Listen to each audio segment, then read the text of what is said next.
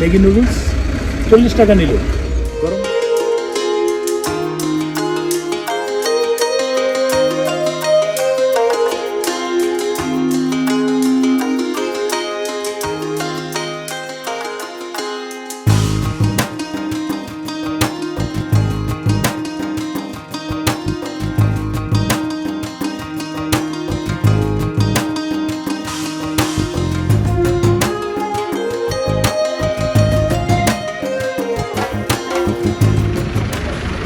অবশেষে আমরা শ্রীনগর এসে পৌঁছালাম।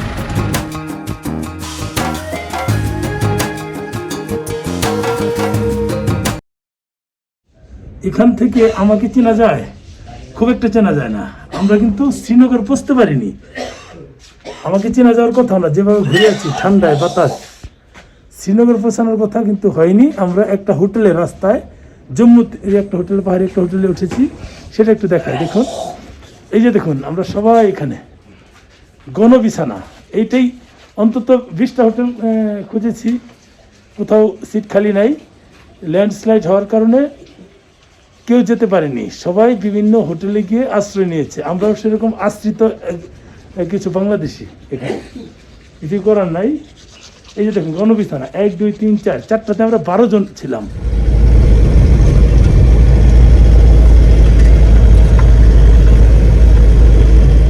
আমরা সকালে যে যার মতো ফ্রেশ হয়ে খুব দ্রুত বেরিয়ে পড়লাম, নাস্তাটাও করিনি।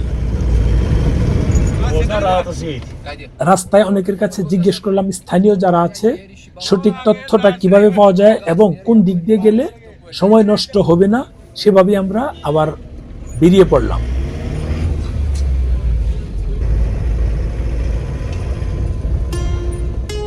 আমরা একটা স্বর্গে প্রবেশ করছি, অর্থাৎ অপার সৌন্দর্যের লীলাভূমিতে আমরা যাচ্ছি।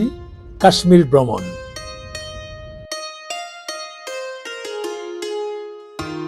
অনেক স্বপ্ন, অনেক আশা, অনেক আকাঙ্ক্ষা, এগুলো বুকের ভিতর লালন করে আমরা এগিয়ে যাচ্ছি।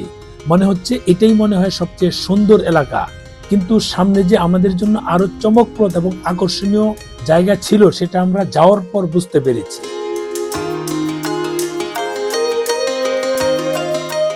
রাজভাই এখানে টোল দিল, এখানে অটোমেটিক নিয়ে নেয়। আমরা 9 কিলোমিটারের যে একটা টানেল আছে, এই টানেল অতিক্রম করে সামনে যখন গেলাম তখনই কিন্তু আমাদের গাড়ি এখানেই থেমে গেল। অর্থাৎ এর পরবর্তীতে কাশ্মীর যাওয়ার জন্য একটা রাস্তায়, ওই একটা রাস্তাতেই পাহাড় ধস হয়েছে, তাই আমরা সামনের দিকে এগোতে পারলাম না।